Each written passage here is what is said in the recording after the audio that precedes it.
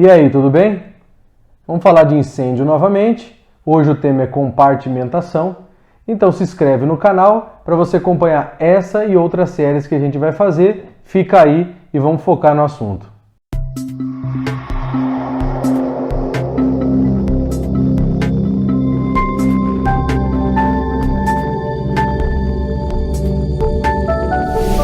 E aí, tudo bem? Meu nome é Paulo Ribeiro. Estou aqui mais uma vez, dessa vez no escritório, por conta do isolamento, da pandemia. Diversos vídeos aí foram feitos em obras ou até mesmo em outros locais, mas esse é o primeiro vídeo gravado aqui no nosso escritório. Um dos motivos é que, devido ao isolamento social, pouca gente está vindo para trabalhar na região central da cidade. Então hoje a gente vai focar a respeito do assunto de incêndio e voltar a falar agora de compartimentação. A gente vai focar nisso, E por quê? Primeiro motivo da gente falar de compartimentação hoje é porque ela vai servir de base para muitos outros temas que a gente vai falar ao longo dessa série de vídeos a respeito de incêndio, e porque ela também servirá os conceitos dela servirão para comentar a respeito dos incêndios históricos, que serão os próximos vídeos. Então eu vou falar muita coisa de vários incêndios que aconteceram ao longo da história e o que a compartimentação poderia ou não ter ajudado para evitar o número de fatalidades e também para evitar a perda ou a extensão desse incêndio em si. Então, antes de mais nada, se inscreva no canal. Mesmo que você não seja técnico na área, eu tenho certeza que esse conhecimento vai servir para você de alguma forma, até como usuário de sistemas prediais e de sistemas de combate a incêndio, sejam ele passivo ou ativo, que será tema de outros vídeos também. Então vamos começar a falar, sem mais delongas, o que seria a compartimentação.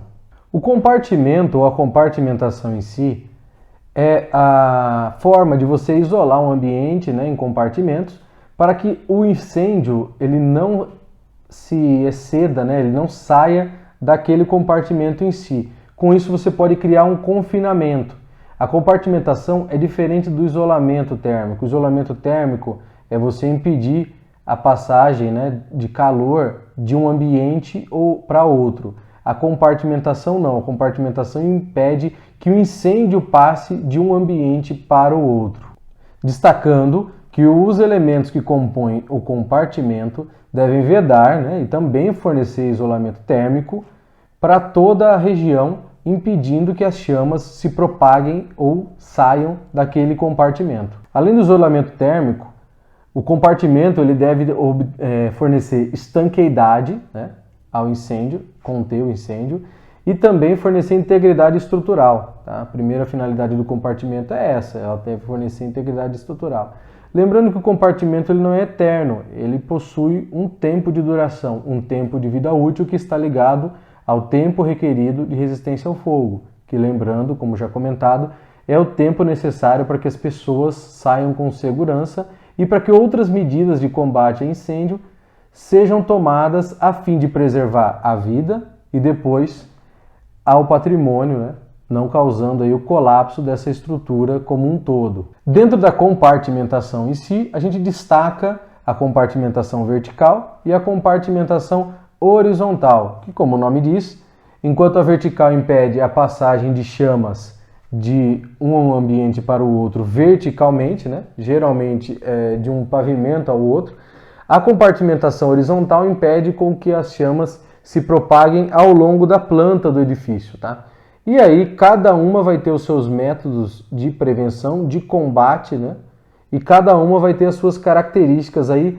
desde a concepção do projeto, Desde a concepção do projeto, desde os acabamentos utilizados, métodos de vedações, cada uma delas vai ter a sua característica específica e cada uma delas vai ter o seu método específico de combate e de prevenção às chamas. Começando pelo isolamento, o compartimento na vertical, uma das características principais dele é a espessura da laje. A espessura da laje vai ter papel principal nessa compartimentação. E aí, nesse caso, eu vou ler.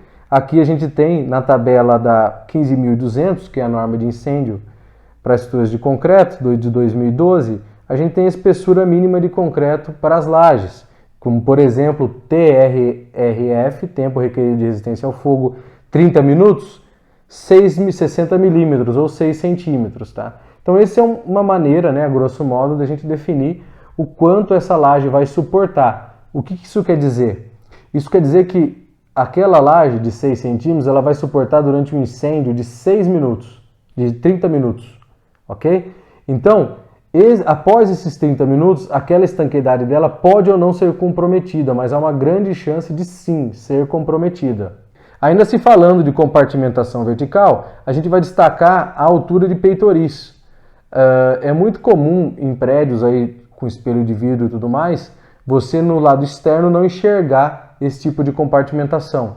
Mas ó, essa imagem, ela demonstra bem que tem que haver uma altura mínima, tá? Entre a janela do pavimento inferior e a janela do pavimento superior, ou então a sacada, ou então qualquer tipo de abertura, justamente para que a chama não passe de pavimento para pavimento através da sua abertura, né? Comunicação com o lado externo das fachadas. Então, esse é um outro método importante de se prevenir. E olha só, estamos falando apenas de projeto, não estamos falando de nenhum método de combate a incêndio, e sim de meios que você vai projetar para que não haja propagação da chama na vertical.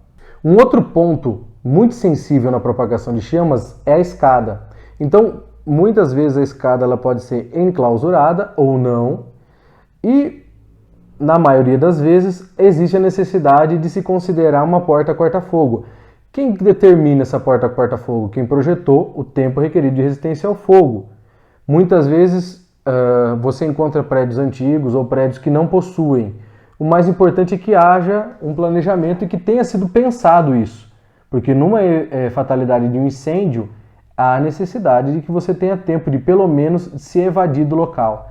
Não é obrigatório o uso, desde que você tenha calculado o prédio todo como um único compartimento, pois existe comunicação entre os pavimentos. Se existe comunicação entre os pavimentos, isso quer dizer que existe comunicação entre as chamas também entre os pavimentos. E isso, né, tem que ser levado em conta para que não haja nenhum tipo de problema.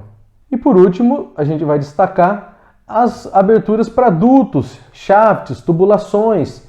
Todas essas são pontos sensíveis de passagem de chamas.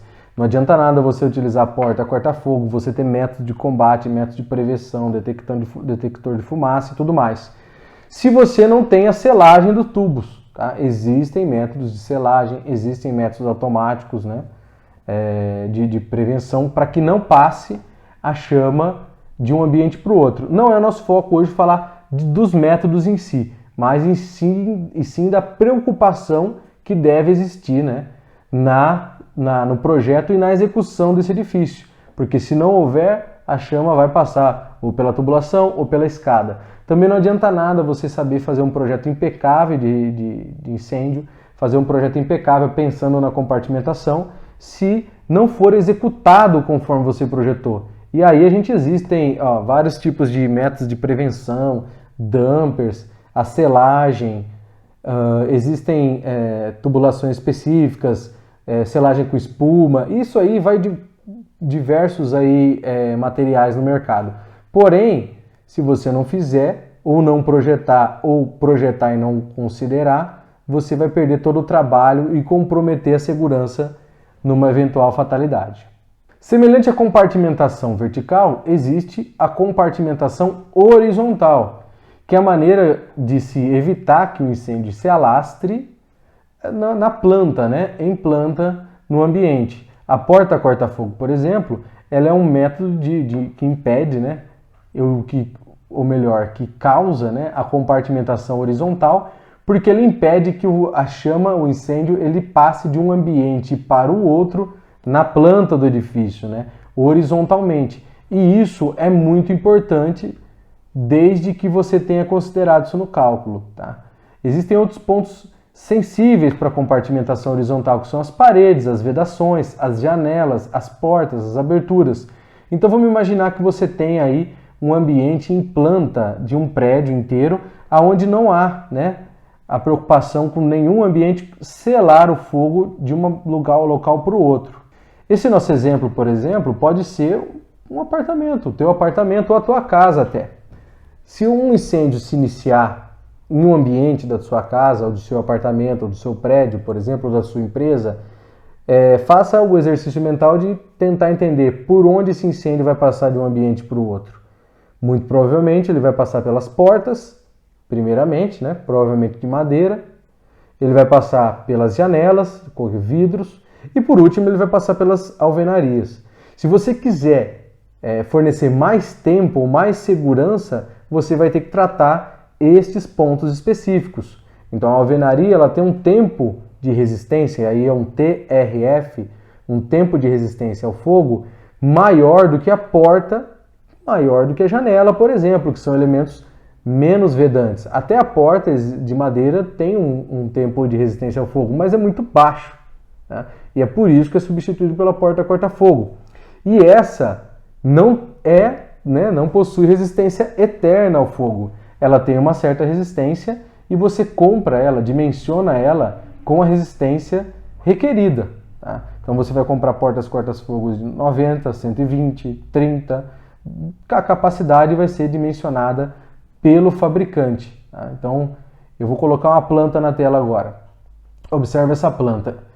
Nessa planta a gente não tem nenhum tipo de método de prevenção de alastramento de chama na horizontal. A única forma de considerar este pavimento como um compartimento é evitando que esse incêndio passe na vertical. Eu tenho que causar a compartimentação vertical. Tá? Por quê? Porque horizontalmente eu não tenho como eliminar esse ambiente, eliminar ele com que considere menos que um pavimento como compartimento. E aí, vamos imaginar que eu colocasse uma porta neste ponto, por exemplo, ou nestes pontos indicados. Eu causaria o compartimento na horizontal em alguns pontos específicos, tá?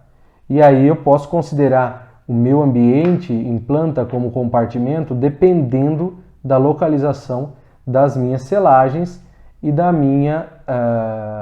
minhas medidas horizontais de compartimentação. Conforme eu comentei nesse vídeo aqui, que foi o vídeo inicial dessa série de incêndios em estruturas, todos os conhecimentos, os conceitos passados aqui são baseados nesse livro aqui, Estruturas de Concreto em Situação de Incêndio, Eu coloco aqui verificação e dimensionamento. E eles são conceitos que servem para qualquer tipo de estrutura, essa análise inicial, não importa se é de concreto ou não. A verificação da resistência ao fogo, sim, é específica para concreto, mas não é fixada só isso. No capítulo 4 do livro é tratado com bastante ênfase a compartimentação, colocado exemplo e tudo mais, e usado esse conceito em um edifício real. Tá? Por motivos óbvios, eu não vou fazer um vídeo de 1 hora, 2 horas explicando tudo isso, toda a análise. Tá? O ideal aqui é o conceito inicial, que você absorva esse conceito inicial e espero que tenha sido de um bom proveito aí para você de início. E foi isso aí, pessoal. Agradeço mais uma vez por vocês estarem aqui. O meu muito obrigado, um forte abraço e até mais.